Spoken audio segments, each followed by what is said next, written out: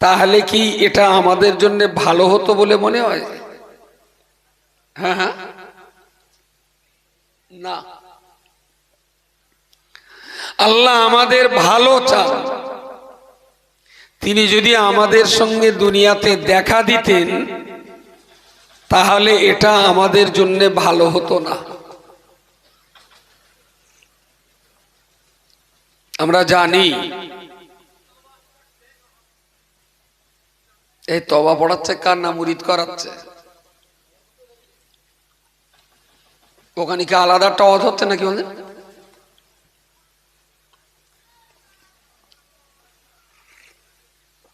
নবী মুসা কালিমুল্লাহ আলাইহিস সালাম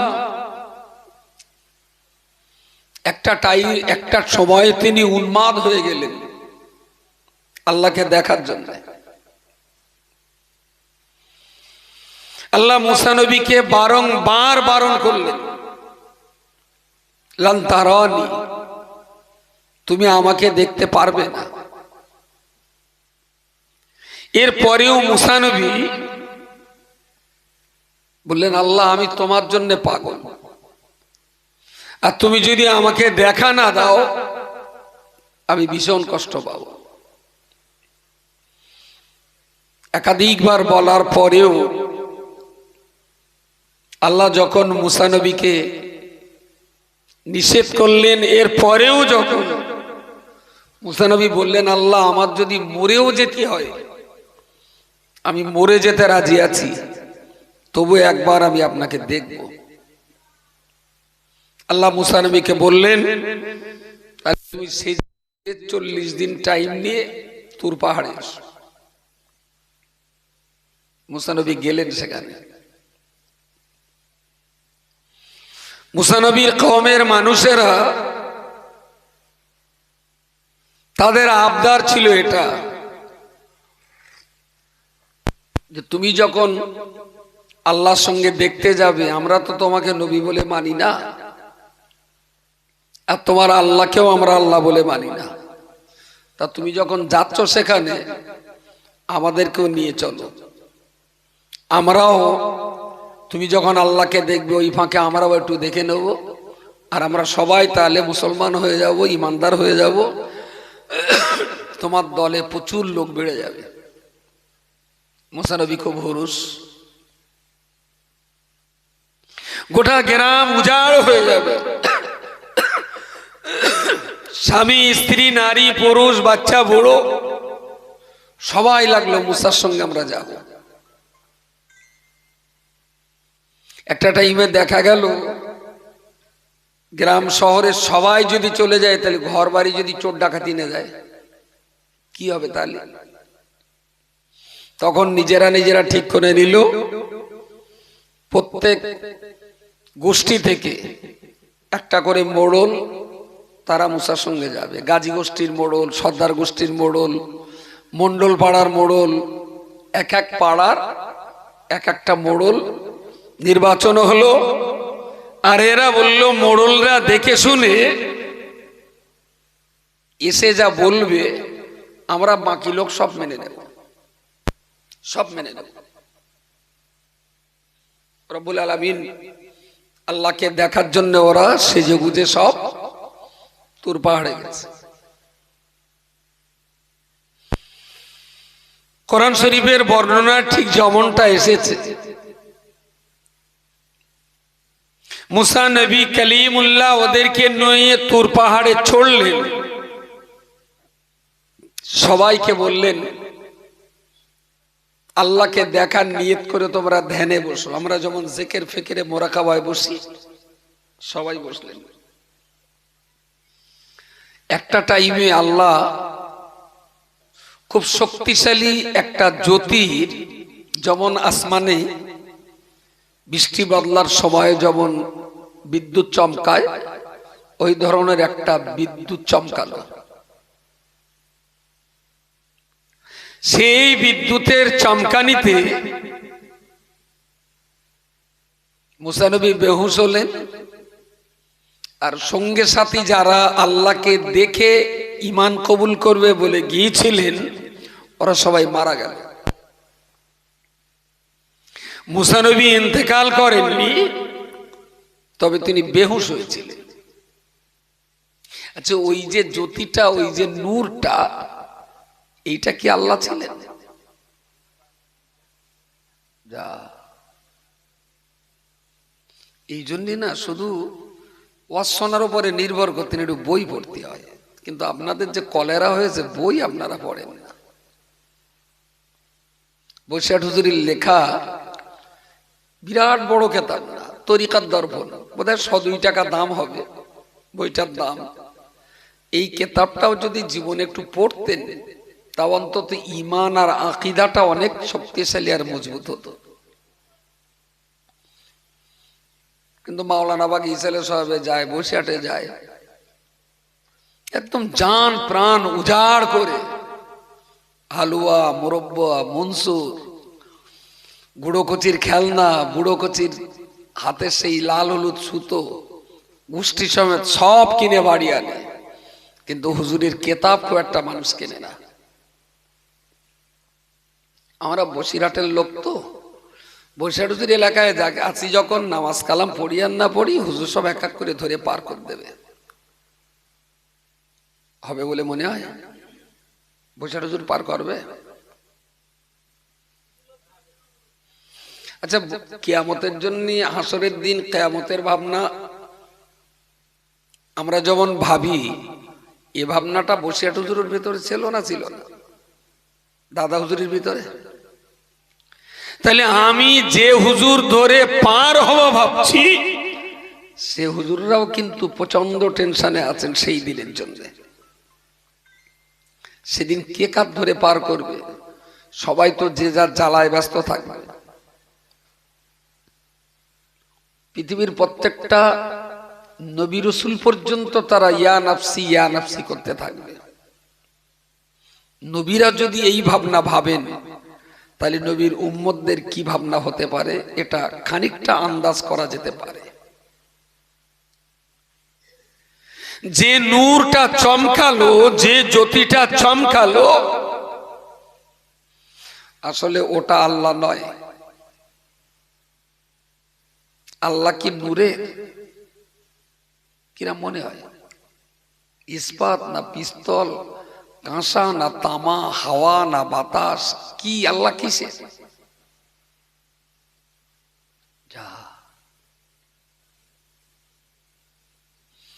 লাইসা কামিসলিহি শাইউন, কোরআনে এসেছে, আল্লাহ বলেছেন লাইসা কামিসলিহি শাইউন, আমি আল্লাহ কোন জিনিসের মতো নই। সুবহানাল্লাহ বলেন, সবাই মিলে বলেন সুবহানাল্লাহ। আল্লাহ বলেন আমি কোন জিনিসের মতো নই। তাহলে আল্লাহকে যদি নূর বলা হয়, তাহলে ফেরেশতারাও তো নূরের, তাই না? আল্লাহর সঙ্গে তো ফেরেশতাদের সামঞ্জস্যতা হয়ে যাবে। আর আল্লাহ নিজেই বলছেন যে আমি কারোর মতো নই, তাহলে তিনি তো নূর না, তাই না? আচ্ছা, আল্লাহ আকার না নিরাকার? তাড়াতাড়ি বলেন। এ ঘোড়ার ডিম সবা বাদ দেন। আমি একদিন দুপুরবেলা আসি, ঘন্টা 2 বসেন, 2-4টে বইপত্র নেই। আপনাদের একদম গোড়ায় মিজরে গাছ, 2টা ডয়রা কলা গাছ দেখেছেন? এইরাম মোটা ডয়রা কলা গাছ, দুপুরে গিয়ে দেখলেন ঝন্ডা বাতাস না, মাজা ভেঙে পড়ে যায়। এরকম হয় না মাঝে মাঝে? হেসোদে কেটে দেখা গেল ডয়রা কলা গাছের ভেতরের সেই যে কি বলে গোলমনোর, না না ওই গোল মতো যেটা থাকে, থোড়, পুরো থোড় লাল হয়ে গেছে। কি বলে ওর? মাজরে পোকা। কিন্তু যতক্ষণ থেউ থাকে কেউ বুঝতে পারে যে ওর ভিতরে শেষ হয়ে গেছে। আমার গাও তাই, যা আমরা আসি না, থেউ আছি, ডয়রাকলা গাছ, ভেতরে মেজরে পোকা সব শেষ করে দিয়েছে, বুঝতে পারছি না। যার জন্য একটা দাগ ঝড় তুলতেছে আর মাজা ভেঙে পড়ে যাচ্ছে। হুজুর আল্লামা লিখেছেন তরিকাত দর্পণে, আল্লাহ আকার এটাও বলা যাবে না, আল্লাহ নিরাকার এটাও বলা যাবে না, বরং আকার এবং নিরাকারকে যিনি সৃষ্টি করেছেন তিনিই হলেন আল্লাহ। একদম আকিদার গোড়ায় তো মিজরে পোকা আপনাদের। নামাজ কালাম তো বিশাল কাজে লাগবে না তো, কারণ ভাঁড় ফুটো হয়ে গেলি সে ভাঁড়ে আর পানি দাঁড়ায় না। আকিদা খুব মারাত্মক জিনিস, যার জন্য বসিরহাট হুজুর বাঙালি মুসলমানদের আকিদা যাতে ঠিক থাকে তার জন্য এই কিতাবটা লিখেছেন কালমাতুল কুফর। বোধহয় 50-60 টাকা দাম। একটু তেরঙ্গা শেখর গুটকা কম গিলে ওই বই দুটা কিনে পড়েন, দেখবেন কত গুরুত্বপূর্ণ কথা তাতে লেখা আছে। আল্লাহ কারোর মতো নন, আবার আল্লাহ আকারও নন, আল্লাহ নিরাকার। মুসা নবী যখন বেহুশ হয়ে পড়লেন, আল্লাহ জিবরিল আমিনকে পাঠিয়ে দিলেন। জিবরিল আমিন এসে একটু মাথায় পানি টানি দিয়ে সেবা করলেন। মুসা নবীর জ্ঞান ফিরল। মুসা নবীর বিরাট আনন্দ। জিবরাইল বলছেন, কি ব্যাপার তোমার এত আনন্দ হচ্ছে? বললেন, আমি আল্লাহকে দেখেছি। আল্লাহ জিবরিলকে পাঠিয়ে যা যা শিখিয়ে দিয়েছেন জিবরাইল তাই তাই বললেন। বললেন, তুমি আল্লাহকে দেখোনি, যেটা দেখেছো ওটা আল্লাহ সৃষ্টি করা নূর। আল্লাহ সৃষ্টি করা নূর, ওটা আল্লাহ না। মুসা বললেন, ভালোই হয়েছে, এটা যদি আল্লাহ না হয়ে থাকে তবুও যেটা দেখেছি তাই দেখে তো বেহুশ হয়ে গেছি, এর চাইতে বেশি দেখলে হয়তো ক্ষতি হয়ে যেত। আল্লাহ যেটা করেছেন আমি মুসা তাতে সন্তুষ্ট আছি। বলুন সুবহানাল্লাহ। মুসা নবী আল্লাহকে দেখতে পারেনি, কিন্তু কথা হয়েছিল আল্লাহর সঙ্গে। মুসার কথা হয়েছিল। মুসা নবী বসে আছেন, আওয়াজ কানে আসছে, উনি শুনছেন, কিন্তু এই আওয়াজ কোথা থেকে আসছে তাকে দেখতে পাচ্ছেন না। যাক, মুসা নবী জ্ঞান ফিরল। পিছনের দিকে তাকিয়ে দেখে যারা আল্লাহকে দেখে ঈমান আনবে বলেছিল সব কটা মরে গেছে, একটাও আর বেঁচে নেই। এইবার বলেন, আল্লাহ দেখার ইচ্ছা হচ্ছে? আর ইচ্ছা নেই বলেন। আল্লাহ পাকের নবী মুসা আলাইহিস সালাম আল্লাহ সেই দরবারে দুটো হাত পেতে আল্লাহর কাছে ফরিয়াদ করে বললেন, রব্বুল আলামিন, এরা আপনার প্রতি ঈমান কবুল করবে বলে আমার সঙ্গে শর্ত করে এসেছিল। আপনাকে দেখতে পেলে এরা ঈমানের কলমা পড়ে ইসলাম গ্রহণ করবে, আপনার একত্ববাদকে বিশ্বাস করে নেবে। কিন্তু এরা 40টা গোষ্ঠী, 40টা কওমের 40 জন মোড়ল যারা আমার সঙ্গে এসেছিল, এরা তো আর একটাও জীবন্ত নেই। আল্লাহ বললেন, মুসা, ওরা মরে গেছে তাতে তোমার কি দোষ? ওরা এসেছিল তোমার সঙ্গে আমাকে দেখবে তাই। এখন ওরা যদি এই নূরের চমকানি দেখে যদি মরে যায় তাতে তো তোমার দোষ না। মরে গেছে, যাকে যখন থাক, তুমি ফিরে যাও। মুসা নবী আবার কেঁদে বললেন, আল্লাহ, 40টা গোষ্ঠী, 40টা মোড়ল সব কটা মরে গেছে, আমি যদি একা এখন যাই তাহলে বাকিরা তো মিলে আমারও তো শেষ করে দেবে, ওরা তো আমারই মেরে দেবে।